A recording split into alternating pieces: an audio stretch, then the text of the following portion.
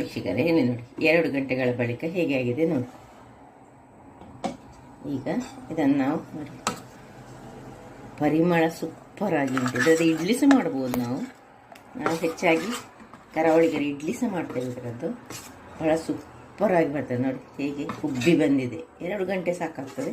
ಅಥವಾ ನೀವು ರಾತ್ರಿ ಮಾಡಿಟ್ಟು ಸಹ ಮಾಡಿದರೆ ಸಹ ಚೆನ್ನಾಗಿ ಬರ್ತದೆ. ಇಲ್ಲಿಗೆ ಉಪ್ಪೆಲ್ಲ ಚೆಕ್ ಮಾಡ್ಕೊಳ್ಳೋಣ. ಉಪ್ಪೆಲ್ಲ ಸರಿ ಇರದಿದ್ದರೆ ಸ್ವಲ್ಪ ಉಪ್ಪನ್ನು ಹಾಕ್ಕೊಳ್ಬೋದು. ಚಪ್ಪೆ ಉಂಟು, ಸ್ವಲ್ಪ ಉಪ್ಪನ್ನು ಹಾಕ್ಕೊಳ್ತಿದ್ದೇನೆ. ಸ್ವೀಟ್ ನಿಮಗೆ ಬೇಕಿದ್ರೆ ಸ್ವೀಟ್ ಮಾಡ್ಬೋದು. ಇಲ್ಲದಿದ್ದರೆ ಖಾರದಲ್ಲಿ ನಾವು ಕಾಯಿ ಮೆಣಸನ್ನು ಹಾಕಿ ಸಹ ಮಾಡ್ಬೋದು. ಈ ಬೆಲ್ಲದ ಬದಲು ಕಾಯಿ ಮೆಣಸು ಸ್ವಲ್ಪ ಜೀರ ಹಾಕಿ ಮಾಡಿದರೆ ಸಹ ಒಳ್ಳೆಯದಾಗ್ತದೆ. ಅಥವಾ ಹೀಗೆ ಸಹ ಮಾಡ್ಬೋದು. ಅಥವಾ ಒಳ್ಳೆ ಮೆಣಸು 1-4 ಹಾಕಿದರೆ ಸಹ ಇದರಲ್ಲಿ ಒಳ್ಳೆ ಆಗ್ತದೆ. ಈಗ ನಾನು ಸ್ವಲ್ಪ ಇದಕ್ಕೆ ಕೊನೆಯಲ್ಲಿ ಒಳ್ಳೆ ಮೆಣಸಿನ ಒಂಚೂರು ಪುಡಿಯನ್ನು ಹೀಗೆ ಇದರಲ್ಲಿ ಹಾಕ್ಕೊಳ್ತೇವೆ ಸಹ. ಹಾಗೆ ಇಷ್ಟೇ, ಇಷ್ಟು ಪುಡಿಯನ್ನು ಸ್ವಲ್ಪ ಹಾಕ್ಕೊಂಡೆ.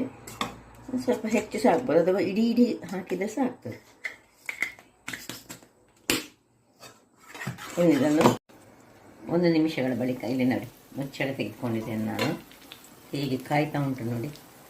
ಹಾಗೆ ಕಾಯಿಲೆ ಅದು ಉಬ್ಬಿದೆ, ಅದರಷ್ಟಕ್ಕೆ ಉಬ್ಬಿ ಬಂದಿದೆ. ನಾವು ಸೋಡಾ ಖಾರ ಏನು ಹಾಕಲಿಲ್ಲ, ಇದು ಹಾಕಲಿಕ್ಕೆ ಇಲ್ಲ. ಮತ್ತು ನಿಧಾನಕ್ಕೆ ನಾವು ಒಣೆ ಸರಿ ಕಾದ ಮೇಲೆ ಅದನ್ನು ಅಡಿಮೇಲೆ ಮಾಡಬೇಕು. ಕಾಯಲಿಕ್ಕೆ ನನಗೆ ಸ್ವಲ್ಪ ಅದಕ್ಕೆ ಒತ್ತುತ್ತಾಗ್ತದೆ.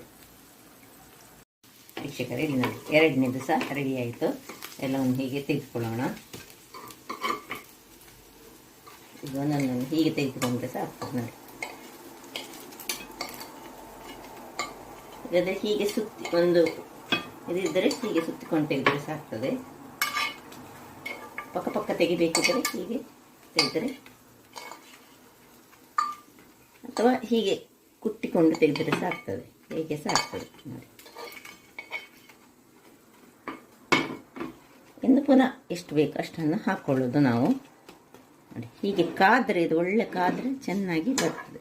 ಸ್ವಲ್ಪ ಹೊತ್ತಾದ ಕೂಡಲೇ ಅದು ನಾವು ಗ್ಯಾಸ್ ಆದ್ದರಿಂದಾಗಿ ಏನು ಚೆನ್ನಾಗಿ ಬಂತು. ಹಾಗಾದರೆ ನೋಡಿದ್ರಲ್ಲ ವೀಕ್ಷಕರೇ,